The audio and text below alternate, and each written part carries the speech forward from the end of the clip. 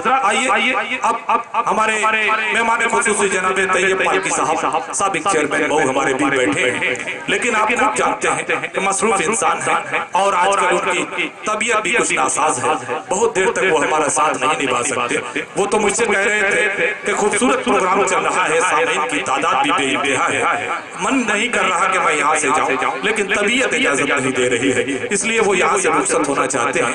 मैं बड़े ही अदब और एहतराम से उनसे गुजारिश कर रहा हूँ कि वो माइक पे तशरीफ ले आते और हमसे दो कलमात अगर हमारे सामने वो बयान कर देते, उसके बाद जाते तो मेहरबानी होती। आइए हजरत उनसे उनके चंद अल्फाज सुन लिए जाए, उसके बाद उन्हें इजाजत दी जाए। और तालियों से मैं चाहता हूँ कि उनका इस्तेमाल आप लोग करें, जोरदार तालियों से, एक एक शख्स के हाथ से ताली बजनी चाहिए। यार खाना खा के नहीं आए हो क्या? इतनी कमजोर ताली आप लोग बजा रहे हैं, तो तेज आवाज में इस्तेकबाल कीजिए अली जनाब तैयब पालकी साहब का।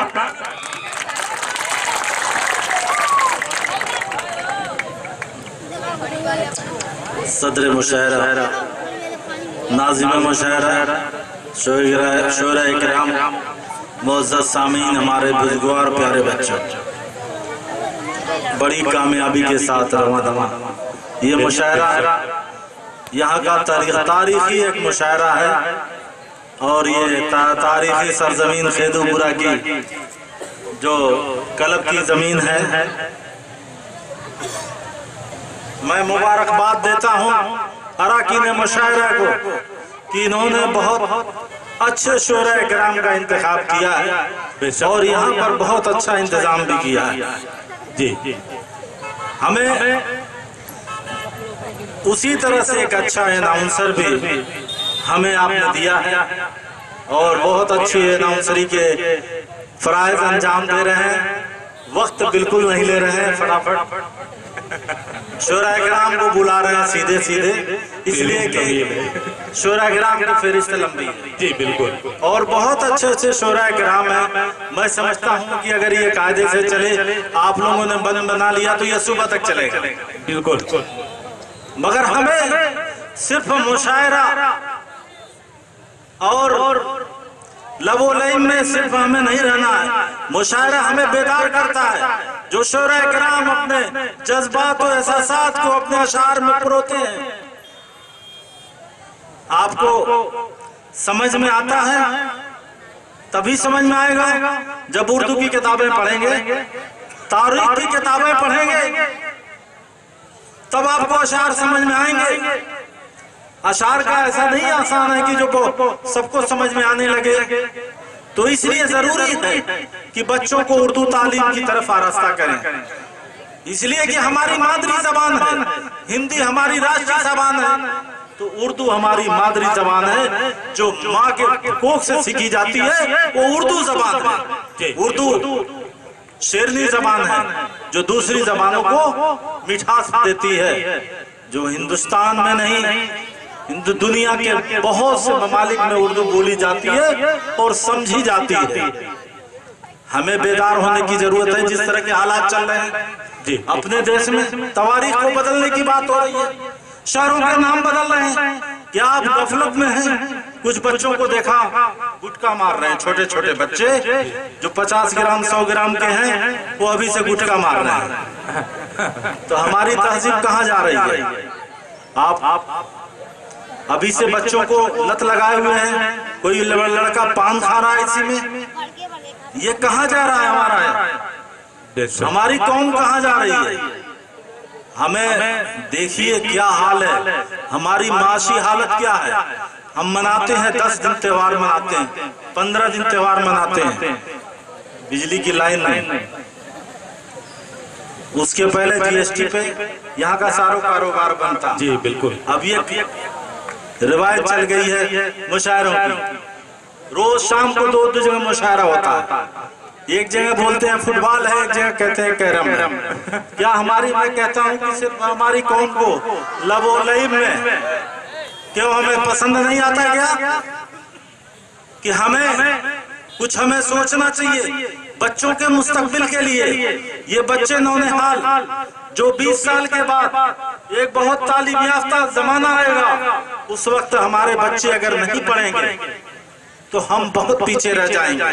हमारी सरकारी नौकरियों में हमें हिस्सेदारी चाहिए, अगर हमने हिस्सेदारी नहीं दी अपनी कौम के लोगों को, तो यकीन मानिए कि हम बहुत खसारे में होंगे। जिस तरह के बर्मा के हालात हैं, इसलिए कि हमें कहीं सुनवाई नहीं होगी, इसलिए हम सिर्फ हम नौकरी ही नहीं करते बल्कि हुकूमत में अपनी हिस्सेदारी निभाते हैं।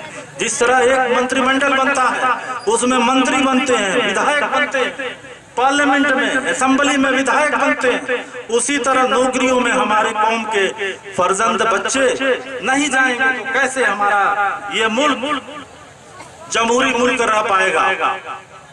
तो हमें इसमें गौर करने की जरूरत है कि अपने बच्चों को सिर्फ मजदूर नहीं बल्कि आला तालीम दे करके अच्छे मनसब पर पहुंचाने का काम करें, उसके लिए मेहनत करें। उसके लिए अगर हमें आधी रोटी भी खाना पड़े, मेहनत मशक्कत भी करना पड़े, तो हमें मेहनत मशक्कत हमें करना होगा।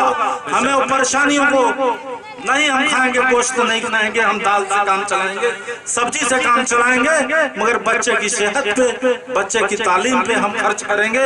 और इंशाअल्लाह ये पौधा जब बड़ा होगा तो तनावर दरख्त होगा और सिर्फ अपना ही साया नहीं बनेगा बल्कि पूरी कौम का साया बनेगा। तो इसलिए ये मुशायरे का ये ऐलान है कि ये मुशायरा शोराए किराम जो आपको जगाने का काम करते हैं, इस मुशायरे का पैगाम दूर दूर तक पहुंचना चाहिए।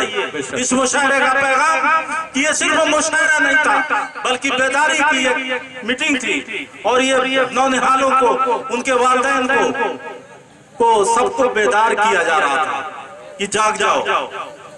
तो हम आइए, हम लोग मिल करके अपने अच्छे मुआशरा बनाने के लिए, बच्चों के फलाह के लिए, बच्चों के सेहत के लिए, सेहतमंद मुआशरे के लिए हम आइए, हम मिलजुल करके अपनी जो मादरी जबान है उसकी तहजीब को, इस्लामी तहजीब का एक हिस्सा है, उसको आइए हम लोग मिल करके एक अच्छा शहरी बनाए लोगों बच्चों को और मुल्क की तरक्की में अपनी हिस्सेदारी निभाएं ताकि हमारे साथ नाइंसाफी ना हो सके। मैं इन्हीं सब बातों के साथ फिर मैं यही कहूंगा कि आप मेहनत मशक्कत फाका कसी कर लीजिए, इसलिए कि फाका कसी बर्मा के लोग भी कर रहे हैं, नंगे मारे जा रहे हैं, नंगे करके मारे जा रहे हैं, भूखे मारे जा रहे हैं। आप अगर भूखे रह करके अगर आपने बच्चों को पढ़ा लिया, अच्छे मनसब पे पहुंचा लिया, तो समझिए बहुत बड़ा जिहाद होगा। मैं इन्हीं सब बातों के साथ मुशायरे अराकीन मुशायरा को बहुत बहुत मुबारकबाद देता हूँ। आप लोगों ने बहुत अच्छी महफिल सजाई है। इंशाअल्लाह मुशायरा, नाज़िम मुशायरा भी बहुत अच्छे चला रहे हैं और शाह खालिद भी बैठे हुए हैं और भी कई शोराए किराम बड़े बड़े बैठे हुए हैं। मुशायरा इंशाअल्लाह बहुत देर तक चलेगा। मुझे कुछ जरूरी काम से जाना है, इसलिए मैं रुखसत होता हूँ। बहुत बहुत शुक्रिया।